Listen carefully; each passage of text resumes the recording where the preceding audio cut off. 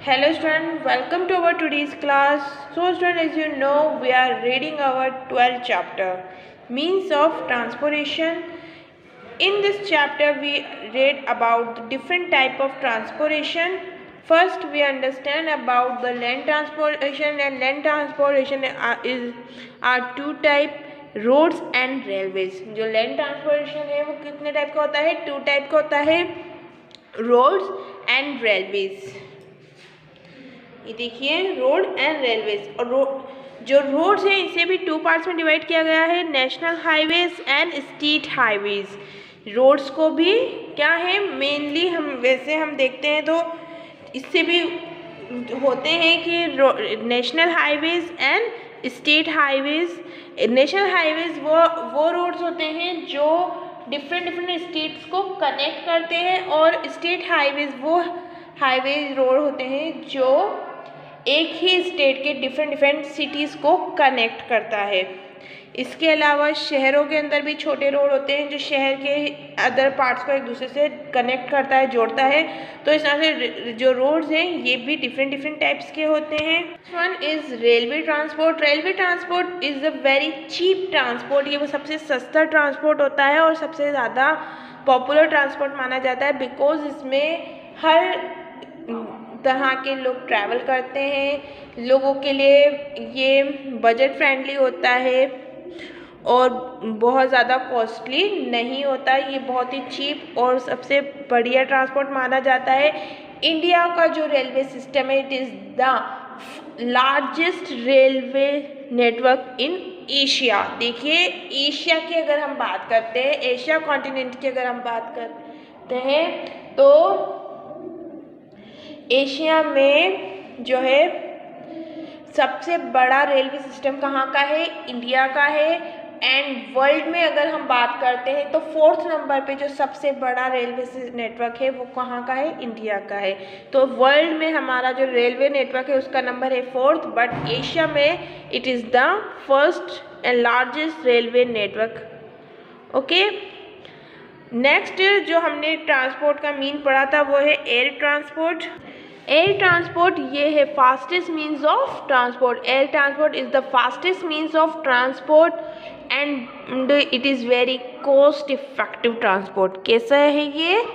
Cost effective, बहुत ज़्यादा महंगा ट्रांसपोर्ट माना जाता है, but it is the very fastest means of transport. इसमें जो पैसेंजर्स होते हैं ये भी बहुत कम।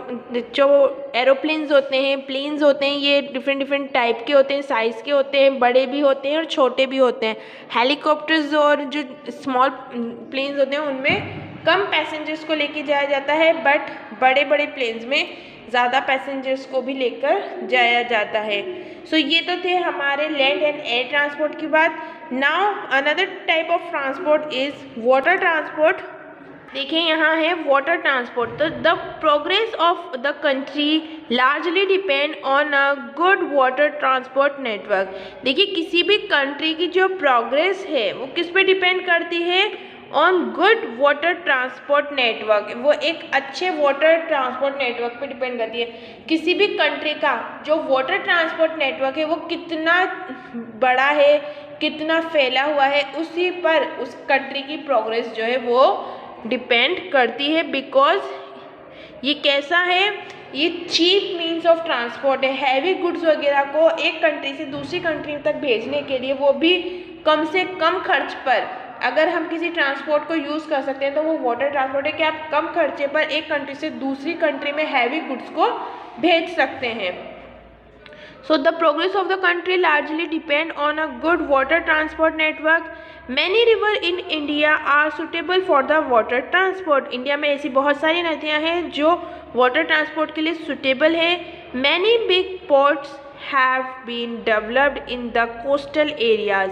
और कोस्टल एरियाज में कई सारे बड़े पोर्ट्स होते हैं, वो जगह जहाँ पे जहाज़ वगैरह को बांधा जाता है, ठहराया जाता है। जैसे एरोप्लेन्स को रुकाने के लिए, लैंड करने के लिए एयरपोर्ट्स बनाए जाते हैं, उसी तरह से जो पानी के जहाज़ होते हैं उनको रुकाने के लिए, उनको ठहराने के लिए, उनसे सामान वगैरह जो है लोड करने और उतारने के लिए जो पोर्ट्स बनाए जाते हैं उन्हें क्या कहा जाता है, पोर्ट कहा जाता है या बंदरगाह कहा जाता है।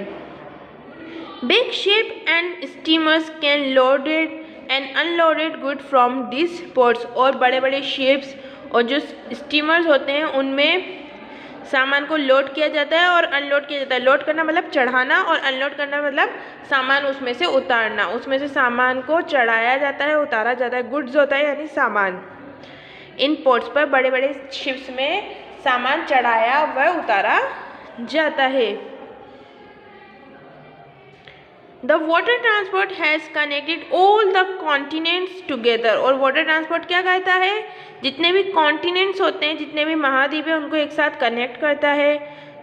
Through it slow but it is cheap, ये थोड़ा स्लो है। वाटर ट्रांसपोर्ट कैसा है, बहुत स्लो होता है बट ये सस्ता भी होता है। चीप का मीनिंग सस्ता।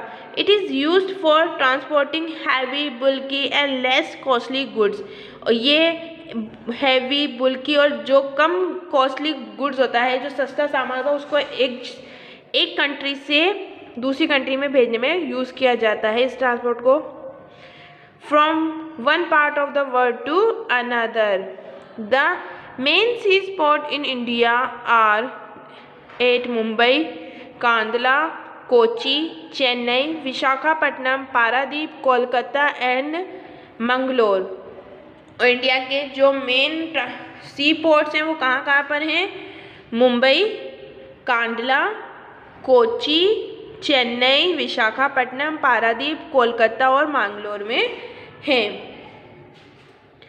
A developed water transport system greatly helped the country in international trade because goods can be carried cheaply for exchange and trade।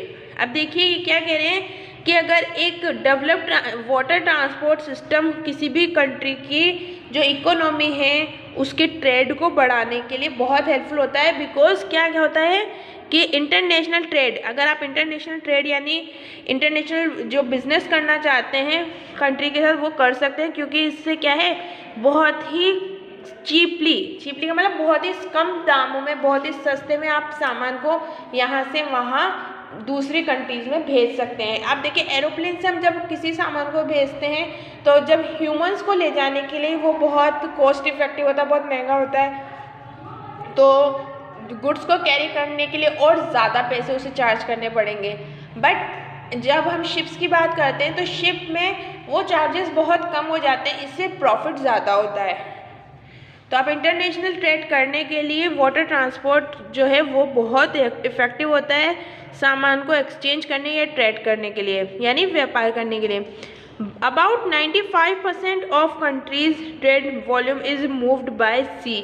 और देखिए 95% ऑफ कंट्रीज़, हमारी कंट्री का 95% जो है वो ट्रेड जो है इसी के ज़रिए होता है। मतलब हम एक कंट्री से दूसरी कंट्री से सामान मंगाना या भेजने का काम किसके ज़रिए किया जाता है, वाटर ट्रांसपोर्ट के ज़रिए किया जाता है। बिकॉज ये क्या होता है, चीप होता है, सस्ता होता है, तो इससे जो ट्रेडर्स होते हैं उनकी बचत होती है, उनका जो खर्चा होता है वो कम होता है।